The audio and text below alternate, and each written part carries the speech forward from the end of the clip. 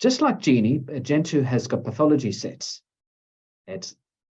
So to create a pathology set in Gentu, I go to the new request window for pathology. We first choose our laboratory. Then we search for each individual test we want to add as part of this set. So for instance, I've got full blood count, electrolytes, LFTs. Once I'm happy with the list of tests, I choose Create Set, and I give the set a name, for instance, Standard Screen again. I hit the tick. You'll see Standard Screen is in the test lists. I can press the X here, and just to use a set, you just click and you just search for Standard Screen like I've done. You can, just like it for Genie, you can request individual tests on top of the set. So one question I often get asked about Gentu pathology sets is, why does it say Standard Screen here, not each individual test? When it prints out on the request form, it actually does list each individual test. It just shows on the screen the words Standard Screen. The appointment wrap-up is a way for clinical staff to communicate with admin staff about what item number took place in the rooms and any post-consultation actions. To use the wrap-up, we click the wrap-up button at the top right. This shows a list of previously used item numbers.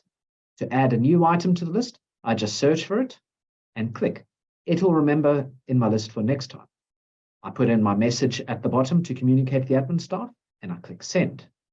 If I now have a look at my appointment diary, I want to show you next to the patient's name, the item number appears and see in 2 weeks. If I click once, you'll see the item number and message appears, and I click the invoice button. You'll see that the item number has already been added to the invoice, and there's a banner in blue at the top, appointment wrap-up, see in 2 weeks. So I think the wrap-up is a fantastic function, especially with the move to telehealth. A lot of psychiatrists, in my experience, are not in the same building as the admin staff. So it means that the psychiatrist can use the wrap-up function to communicate with the admin staff about what item took place in any post-consultation actions.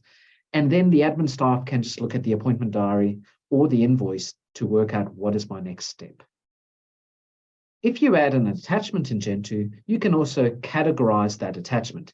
This is a great feature, as any handwritten consultation notes can be categorized as a consult note and appear in the consult note window, as an example. A letter from a lawyer can be categorized as correspondence, so it appears in the right section. So to add an attachment, we first click Add, then Attachment. We click Choose File, and it then asks you on your computer which of the files we wish to attach. I highlight them, and I choose Open.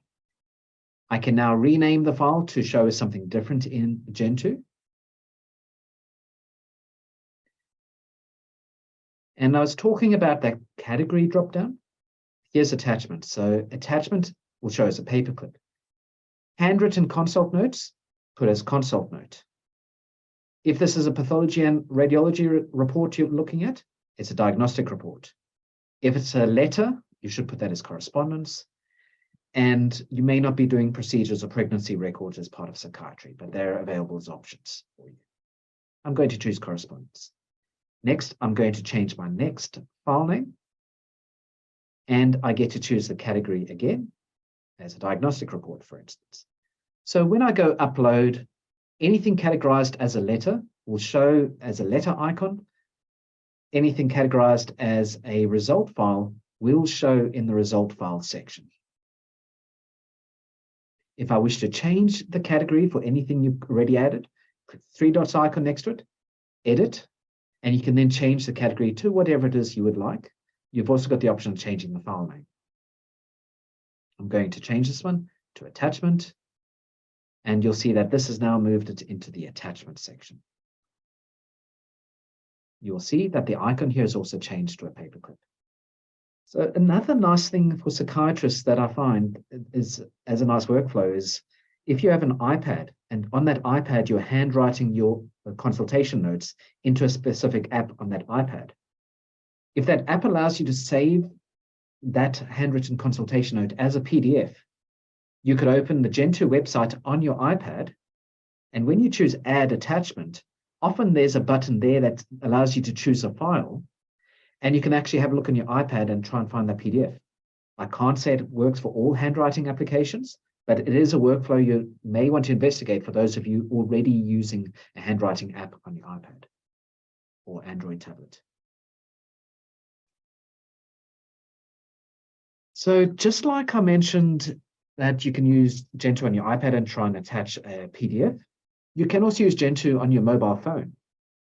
So how it works is that you log into your mobile phone and you go to the web browser. You go from the appointment diary, I'm going to click on a specific patient, and I choose Add at the top right, Attachment. I can click on Choose File, and I'm going to take photo or video. Here I've taken a photo. I choose Use Photo. I get the option of changing my file name, just the same as using Add Attachment from the desktop computer. And I can change the category here as well, if I needed to, just the same as I described before. So when I choose Upload, the nice thing is that this photo that I've just taken does not belong on your phone. It's been uploaded directly into Gentu. For psychiatry, often I find it's the childhood psychiatrists who are using this particular function, because a childhood psychiatrist might want to be taking photos maybe of a drawing the child has made. So you can take the photo of the drawing, it uploads directly into Gentu, does not belong on your phone. I'm going to see if I can just, for everybody's benefit, just move back slightly. I just want to talk about, for those of you that were interested in using it on iPad, if you use it on an iPad, it's that Choose Files button to try and attach the PDF, if worth experimenting with.